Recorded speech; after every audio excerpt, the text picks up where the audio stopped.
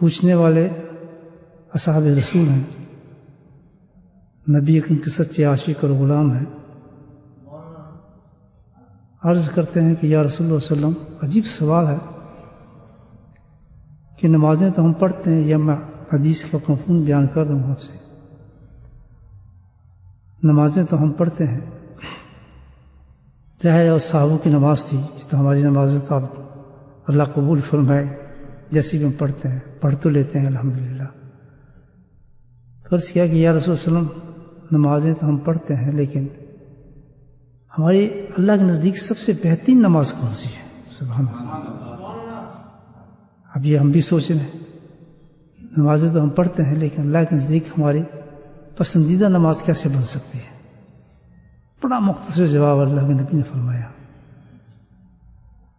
اللہ کا ذکر. سبحان اللہ. پوچھا سوال کہ بہترین نماز کون سی ہے، تو جواب کیا ہے کہ اللہ کا ذکر. پھر پوچھا، عرض کیا کہ یا رسول اللہ صلی اللہ علیہ وسلم، بہترین روزہ کون سا ہے؟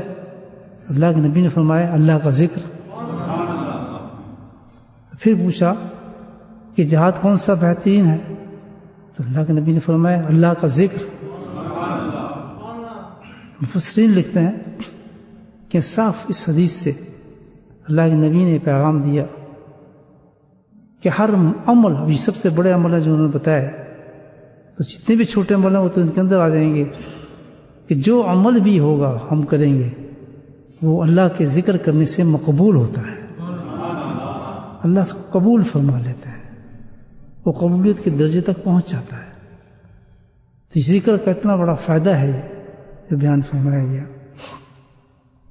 کہ اگر ہم اپنے اعمال کے ساتھ اپنے تمام جو اعمال ہماری زندگی کے اندر ہیں، اس ذکر کو بھی قائم کر لیں اور ذکر کو اسی طریقے سے اپنی زندگی میں اتار لیں جیسے بتایا گیا ہے، تو جتنے بھی عمل ہیں ہمارے الحمدللہ وہ اللہ کے نزدیک مقبول ہو جائیں گے، وہ عمل ہمارے لیے بہترین ہو جائیں گے.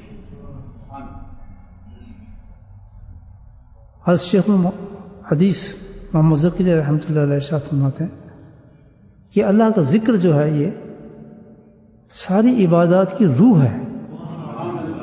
جیسے انسان کے اندر جسم ہے، کتنے خوبصورت، حسین، طاقتور، اونچا، بڑا، کتنا بڑا جسم ہو، لیکن اگر اس کی روح نکال لی جائے تو جسم بیکار ہو جاتا ہے، مطلب پھر قبر میں جاتا ہے. نہیں، ہمارے حضرت فرماتے ہیں رحمہ اللہ، یہ تو پہنچے راستے میں تھے، کہتے ہیں اب یہ بڑا عجیب فکر انہوں نے کہا ہے، میں نے جب پڑھا دل کو بے انتہا تسلی مجھے ہوئی، بہت تسلی ہوئی کہ دیکھیں اللہ نے کتنا عجیب بات فرمائی ہے، اور یہ حدیث سے مشتق ہیں ساری چیزیں. فرماتے ہیں ہر چیز کا علاج اللہ کے ذکر میں ہے،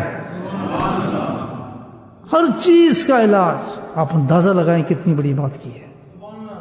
میں ایکسپلین کر سکوں تو الحمدللہ بہت وقت کی چاہیے اس کے لیے. ہر چیز کا علاج. یہ وہ ڈرامے والے لوگ نہیں تھے، انہوں نے زندگی طے کی ہے اس راستے پہ سفر کیے ہوئے ہیں، اللہ کی منزلوں تک لوگوں کو خود نہیں بچے، لوگوں کو پہنچایا ہوا ہے.